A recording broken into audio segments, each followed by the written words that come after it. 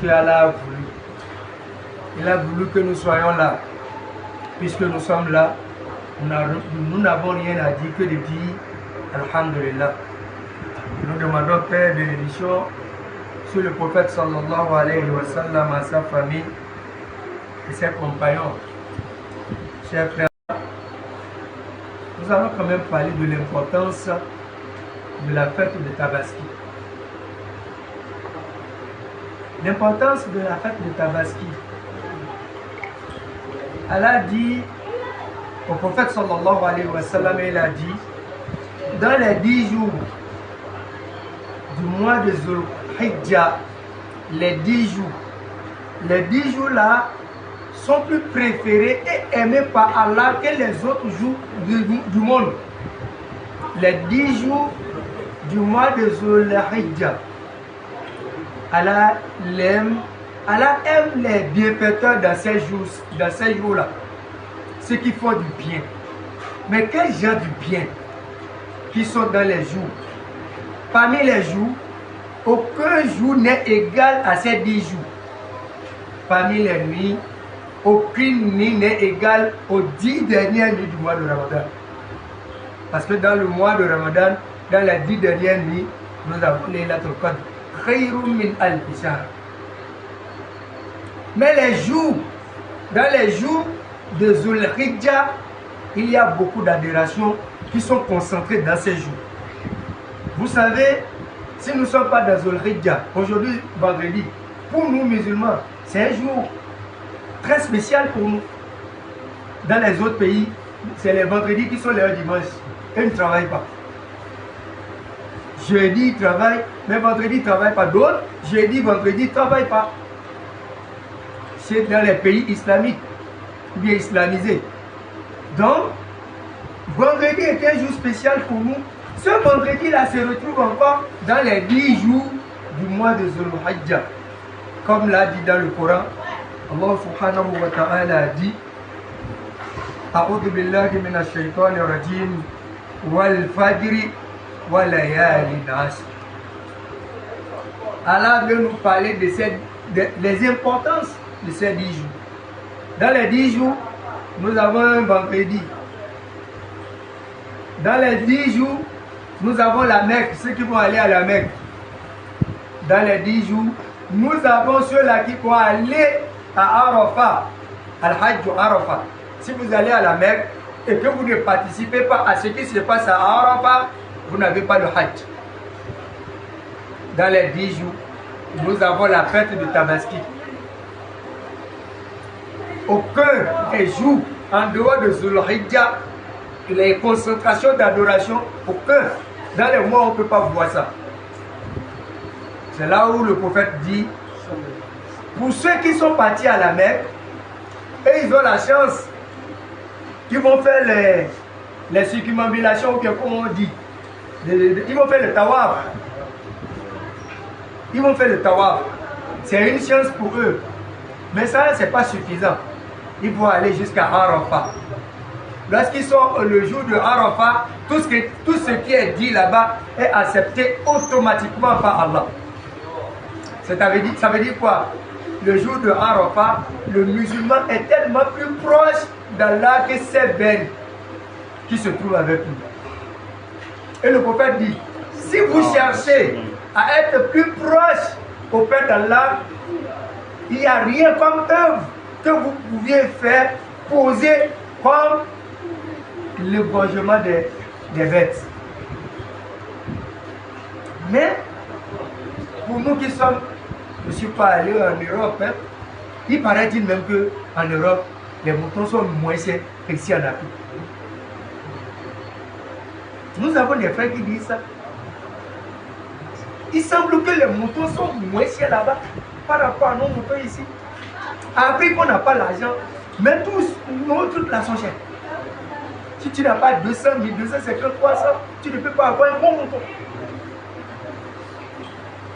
Donc, puisque nous sommes là, en tant qu'étrangers, nous sommes étrangers, et on néglige.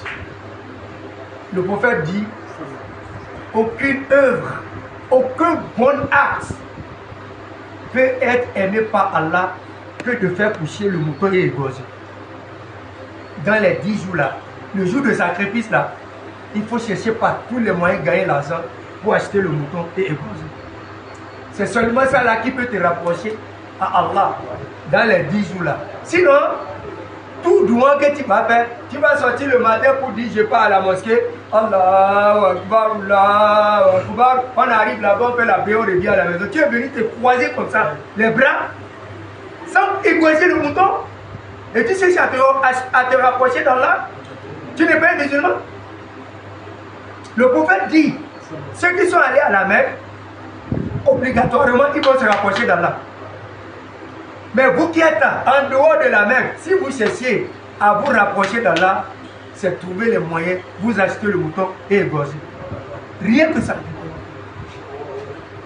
Mais nous, puisque nous sommes étrangers, on se dit non, j'ai envoyé l'argent au pays.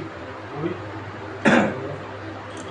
Et l'argent qu'il a envoyé au pays, là, ce n'est pas pour le mouton, c'est pour les coqs et les pintades. On dit d'égorger le mouton le jour de sacrifice. C'est-à-dire, nous avons le jour même. Ici, on a appris que c'est le 27. Le jour même, plus 3 jours. Et c'est accordé. C'est-à-dire, le 27, le jour normal. Le 28, le 29, le 30. Celui qui n'a pas arrivé à tuer le 27, il a la chance de tuer le 28, le 29 et le 30 jours. C'est-à-dire 3 plus 1, ça fait 4 jours. Si Allah nous accorde ces pardons-là et que le musulman joue, nous sommes étrangers. Il s'apprête à voyager. Il a l'argent pour s'acheter le billet. Il a l'argent pour le visa. Il va faire la valise.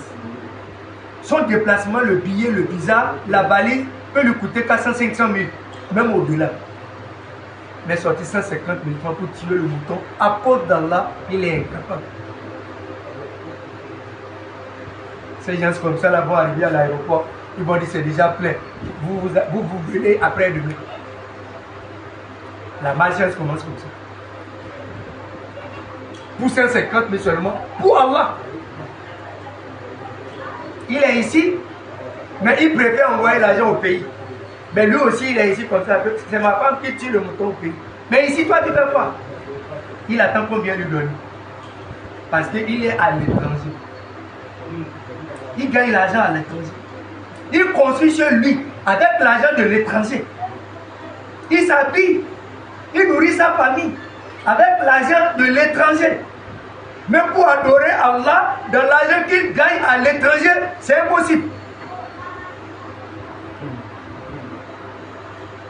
Pourtant, nous sommes des musulmans. Nous voulons le paradis. Allah dit aucune œuvre. Le prophète dit aucune œuvre. Ton œuvre là ne peut pas être acceptée. Ça dit qu'il ne faut pas te déranger. Ne te dérange pas. Pour ceux qui ont les moyens. Mais nous avons les moyens. Nous négligeons seulement parce que nous ne connaissons pas l'importance du jour de sacrifice. Pourquoi on n'a pas les moyens? Si on a un problème en route, qu'Allah nous en préserve, et que le policier, un agent nous demande 100 000, on sait comment il fait pour rassembler les 100 000 pour finir le problème. Mais trouver 100 000 pour acheter un mouton et tuer au quartier pour que les gens sachent que nous avons un musulman ici, on est incapable parce que nous sommes à l'étranger. On va voir avec l'argent. On finit notre santé ici. On construit pour les autres. Beaucoup on construit au pays, c'est les inconnus qui habitent. Beaucoup on construit au pays, ce n'est pas la famille qui habite dedans, c'est les inconnus qui ont loué les gens. Bien seulement habiter, comme un locataire. Le locataire là ne paye plus. Et lui-même peut-être dit à son locataire, même il ne faut pas payer, il faut seulement veiller sur ma maison. Tu as construit alors pourquoi? Tu vis dans la saleté, avec les rats, mais tu as construit une belle maison là-bas. Un étranger qui doit dedans. Tu vas où? Si tu meurs ici là, qui sont ceux-là qui vont hériter cette maison-là? Le prophète dit, si tu es musulman, que tu cherches à te rapprocher d'Allah, c'est de trouver tous les moyens possibles pour acheter le mouton le jour. Si ce n'est pas possible le jour, le lendemain, le surlendemain, troisième jour, fakot. Et nous, on néglige, on ne veut pas le faire. C'est tellement cher devant nous, sortir 100 000 seulement. Et il se pose même la question. Je vais manger combien dedans? 100 000, c'est beaucoup. Et surtout que quand le jour de Tabaski là, ça dit que aujourd'hui c'est la Tabaski, après demain une semaine, ça a déjà fini. Vous lui demandez d'acheter le mouton, il n'a pas encore les 200 000 francs pour aller récupérer la garde de Télévision. Il va choisir lequel. Le prophète sallallahu alayhi wa sallam a dit, il dit, cherchez les moyens pour aller à la Mecque. Précipitez votre visite de la Mecque avant que vous soyez incapable d'aller là-bas. Précipitez votre visite de la Mecque avant que vous soyez incapable d'aller là-bas. Ils ont dit, un entrepreneur avait déjà laissé son argent d'aller de la Mecque au convoyeur. 4 millions, 5 millions, oui, c'est bon. Voilà l'argent, il a versé. À quelques jours de leur départ, on appelle cet entrepreneur, soi-disant, le dossier que tu as déposé, hein, ils ont validé. Et tu sais que le travail là, c'est 400 millions.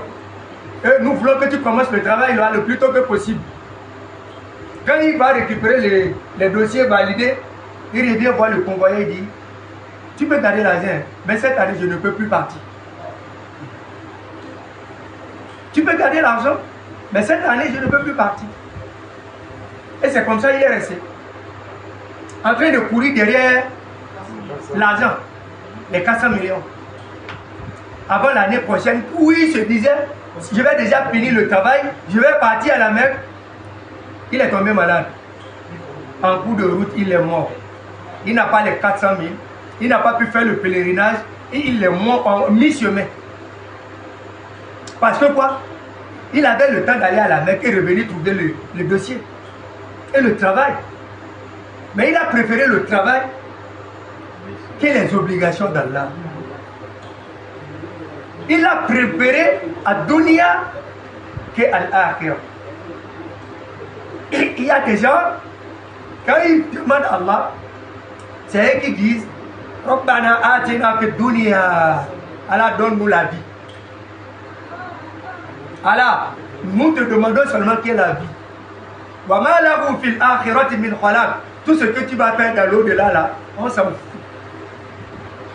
D'autres sur terre, c'est leur prière ça. Allah, donne-moi seulement la vie. Je veux que la vie.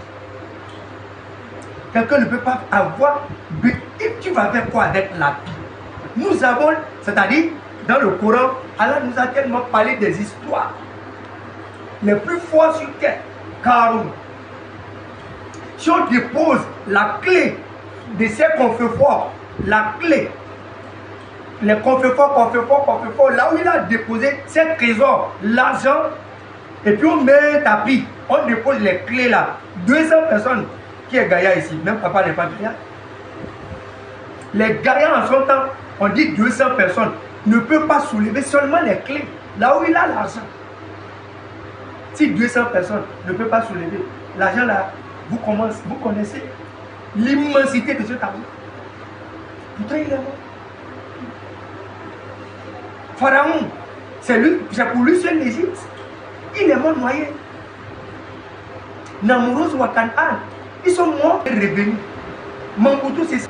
Nous avons toutes ces histoires-là. Nous encore, on court derrière ça. Si tu tombes malade, les gens se moquent de nous. Celui qui travaille trop là, qui court trop là. Quand il tombe malade, c'est là où il a l'échec de toute la vie. Ceux qui lui rendent visite là, ils ne viennent pas parce qu'ils ont pitié. Ils viennent pour se moquer. C'est pas tout.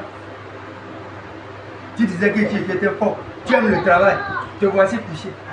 C'est le moquerie, c'est pas de la pitié. Donc, est-ce que nous savons que Allah a besoin de nous? Nous aussi, nous on a besoin d'Allah pour mieux vivre sur terre. Il faut marcher. Donc Allah nous a fait des choses pour qu'on puisse se rapprocher de lui. Allah a remplacé C'est-à-dire, Allah a évité la mort d'un homme, d'un humain. Nabiyullah Ismaïl, que son père a voulu égorger.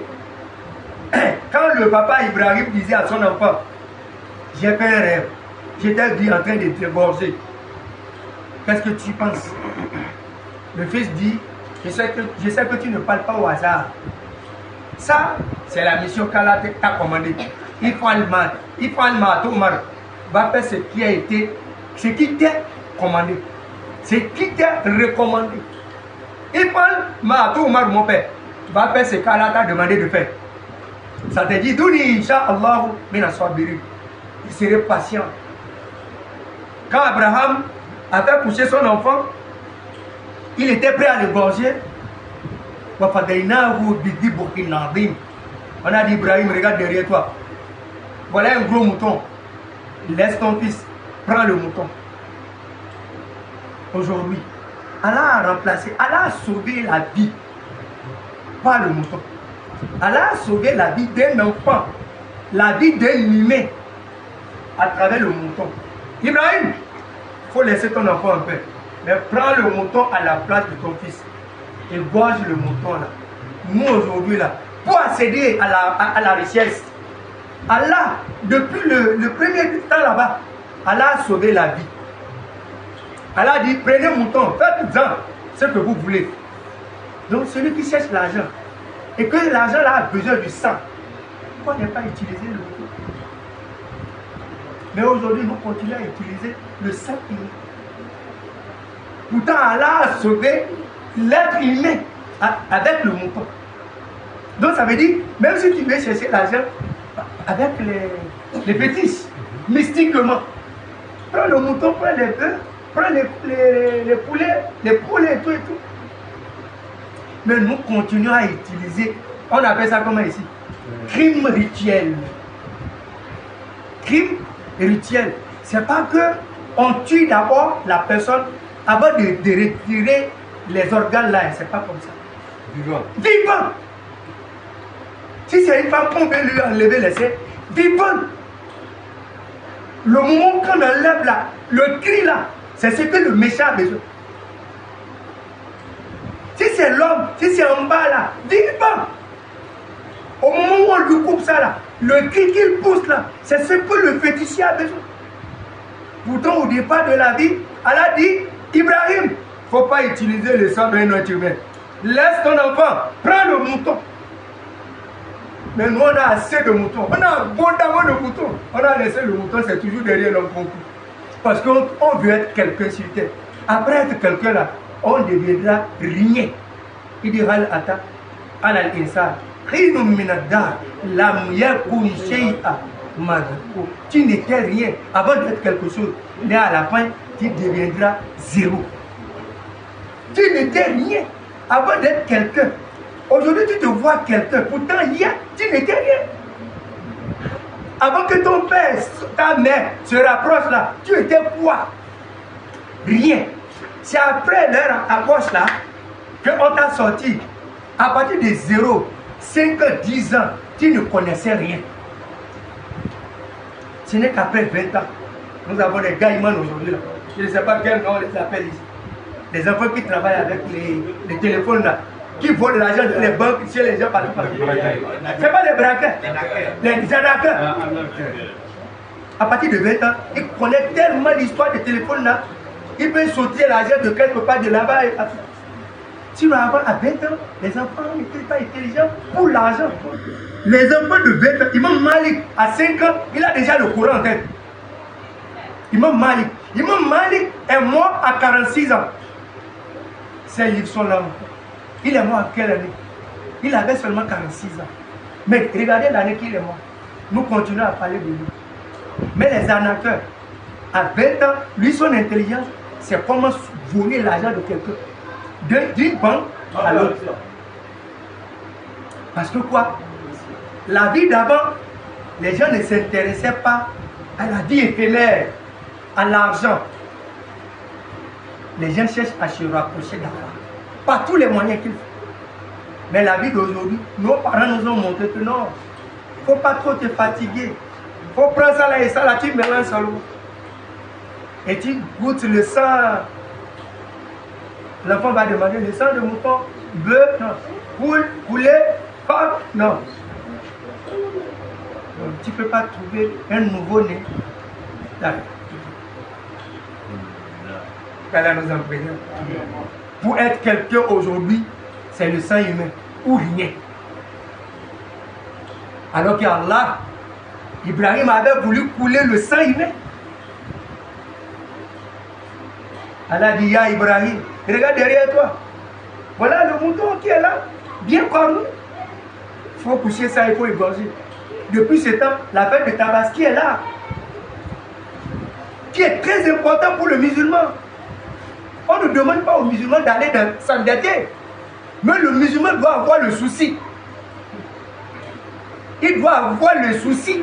Si c'est un vrai musulman, il doit avoir le souci que ce musulman est marié ou pas, que ce musulman a une famille ou pas. Ce musulman doit avoir le souci que non, Allah accorde-moi la chance. Favorise-moi pour que je puisse quand même tuer le mouton cette année. Moi, j'ai dit quelque chose. C'est le constat que j'ai fait sur moi-même. Lorsque l'homme, le prophète sallallahu alayhi wa sallam a dit, il y a 3 sortes de gens. Celui qui dépense pour la cause d'Allah ne peut pas tomber faillite. Celui qui se patiente, lorsqu'il se sent lésé, Allah va lui venir en aide. Celui qui fait semblant d'être pauvre et va de porte en porte pour demander, va rester pauvre toute sa vie. Ça, c'est la parole du prophète sallallahu alayhi wa sallam. Celui qui fait semblant d'être pauvre, pourtant il n'est pas pauvre, mais il fait semblant, il montre autre face aux gens pour que les gens aient pitié de lui. On lui donne. Le prophète dit, à chaque fois que tu mets ta main comme ça et tu tombes dedans, tu vas rester pauvre toute ta vie. Qu'Allah nous en préserve. Donc le vrai musulman doit quitter dans l'attente des gens. Non. Allah dit, tu n'as pas tué le mouton, je n'ai pas tué. Tu me vois comme ça là. Le travail ne marche pas. Donc, Inch'Allah, si je tue le mouton, je vais t'envoyer. Pendant combien d'années tu vas attendre les autres? Les autres aussi ont des problèmes.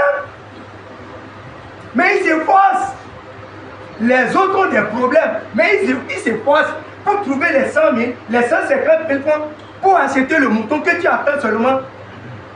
On a un morceau qui n'atteint même pas 2 kilos. Tu vas te ridiculiser dans le quartier où tu habites à cause de 2 kilos de mouton. Qu'Allah nous en préserve. Le prophète dit, celui qui cherche à se rapprocher d'Allah, s'il est en dehors de la mer, rien ne peut lui rapprocher d'Allah si ce n'est pas tuer seulement le mouton. Si vraiment il veut se rapprocher d'Allah, il veut qu'Allah soit auprès de lui, c'est de chercher les moyens et acheter le mouton et tuer le mouton. Qu'Allah nous favorise, qu'Allah nous bénisse, qu'Allah nous facilite. Inch'Allah, il y a des gens, ils ont l'intention, mais les moyens, il n'y a pas. Celui qui a déjà l'intention, c'est déjà bon. On dit le prophète sallallahu alayhi wa sallam, le jour de Tabaski, il achète 2 moutons. Il tue un mouton dans l'intention pour lui et sa famille. Il tue un second mouton pour sa communauté. Il dit Allah, accepte ça pour moi et ma famille et accepte ça là, le deuxième pour ma communauté. C'est lui qui a l'intention, c'est lui qui n'a pas les moyens. Le prophète dit, j'ai déjà fait pour toi. Mais, attendez, les tassimons, tous les dimanches, ils font tontine de 30 minutes. Tous les dimanches, 30 fois 4. 3 fois 4, ça fait 120 minutes. S'il prend un mois, il va tuer le mouton, non? Oui. Il y a les gens qui ont le moyen aussi qui disent non, et nous envoient l'argent pour un mois seulement. On a fait le débat là hier ici. Vous avez fait ça ici? Hier. Il y a les autres beaucoup de moyens. Non, on ne parle pas de beaucoup. Il faut chercher les moyens. Allah nous a présent, monsieur. Allah nous passe. Bon, comme tu peux laisser ici, donner l'argent au pays beaucoup. Non. Donner l'argent au pays. Non. On achète le mouton. Non. Oui, il y a divergence chez les ulémas. C'est comme celui qui est ici, qui a sorti la zakat au fitr au pays. On a dit ça ici beaucoup. là où tu gagnes l'argent, il faut présenter ça. Je travaille là. Pour payer là, tu es obligé à nourrir ce que tu as laissé au pays. Ta mère, tes frères, ta femme, tes enfants. Obligatoire, tu dois les nourrir. Tu ne dois pas attendre le sacrifice de l'huile de tabaski pour les nourrir. C'est dans tes charges, ceux qui sont au pays. Mais ça là, c'est quoi là? Tu dois faire ça ici. Pourquoi ne pas faire ça sur place? Pour montrer aux gens que je travaille. Tu dois montrer une partie de ces moutons. Si tu envoies ton pays, est-ce que tu vas manger? Tu dois manger. Un peu moins. Ceux qui sont au pays là, si tu les envoies l'argent que je fais le sacrifice, c'est comme si tu es en train de les nourrir. Alors que c'est dans tes devoirs de les nourrir. Tu dois obligatoirement les nourrir. Et ils ne doivent pas attendre tes sacrifices. Ils ne doivent pas attendre le sadaka.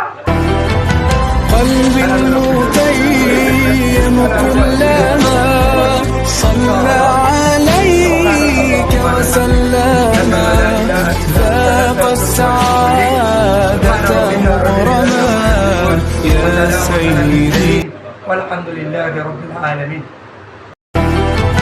قلبي المتيم كلما صلى عليك وسلم ذاق السعادة مغرما يا سيدي